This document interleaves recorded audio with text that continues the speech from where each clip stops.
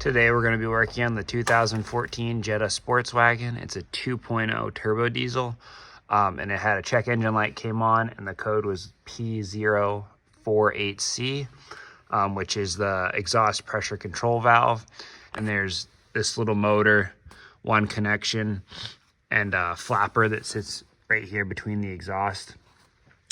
So all you have to do is undo these two 5mm Allen wrenches, or bolts with an Allen wrench, and then get this to come out.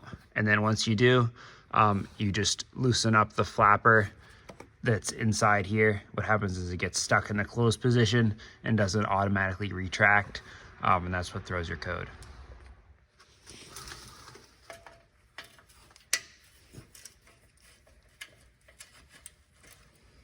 And like I was saying, I had just done this about three and a half months ago.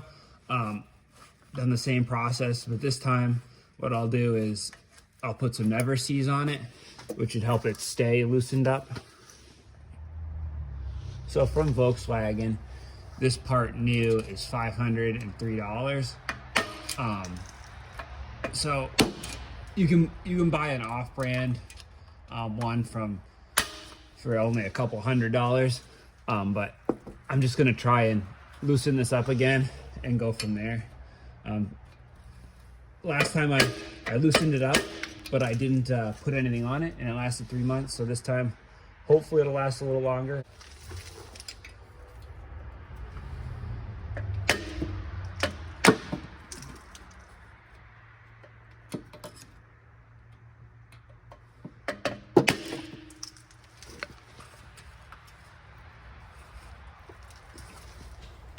Once you free up the two 5mm Allen wrench retaining rings that you see me working on now, you're able to wiggle the exhaust pressure control valve out from between the two pieces of exhaust pipe.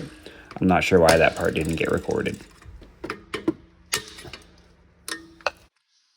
All right, so you guys know about the tab. I'm talking about this little tab right here. Sits in this tab and the exhaust pipe. So you know that it only sits in there in that one position. That tab has to line up. All right, so now that we got this out, all I do is I just spray some brake parts cleaner in there, take a rag, go around, clean it up the best you can. And then I usually take a pair of channel locks. Well, I did when mine was harder, but now that mine's pretty free, you just kind of keep working this back and forth until it, see how it gets stuck?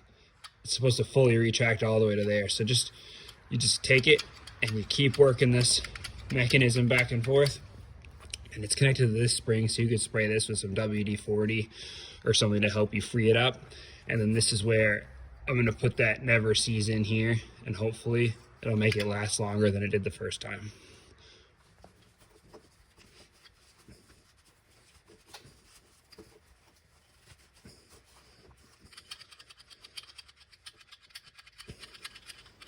Unfortunately, after about 30 minutes of working on this flapper, I was still unable to get it to be able to retract to its normal resting position, which is in that horizontal open direction. So I have to buy a new one.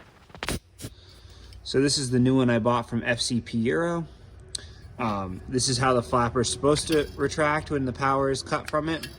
It's supposed to go back to the resting fully open. Obviously, you saw that mine was stuck closed, so the motor closes it and it isn't able to fully retract, which throws your check engine light.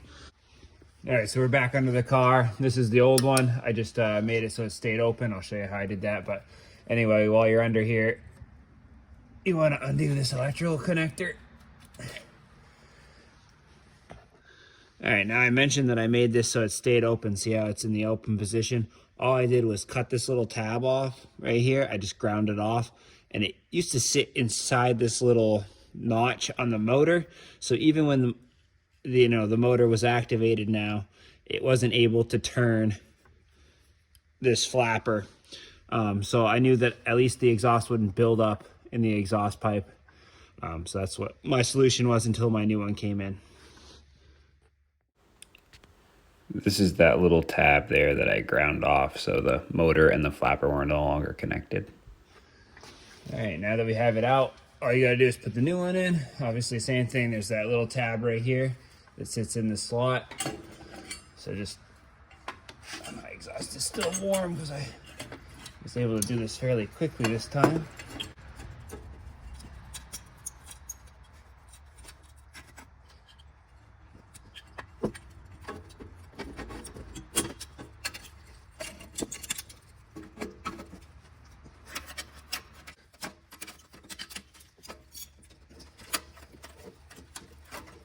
Lock one side on.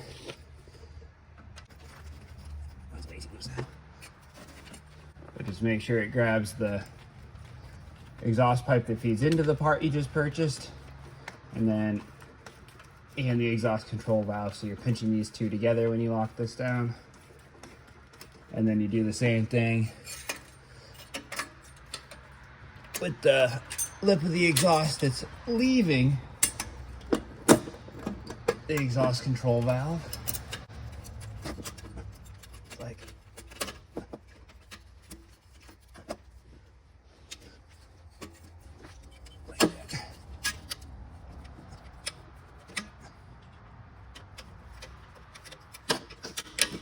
There.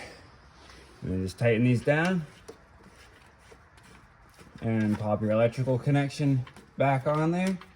And then you should be all done. Last time I did this, when I just freed it up, I didn't even have to clear any check engine light. It realized that I got it to be working again, and it cleared it on its own. So that's what I'm gonna assume will happen this time. But if not, I'll show you how to clear it. Thanks for watching. This is really a quite an easy repair, even if you have to replace it like I did, or you can free it up and have it last a few months like I did the first time. If you like the video or the content, please like and subscribe. Let me know if you have any questions or want to see something else done on this vehicle.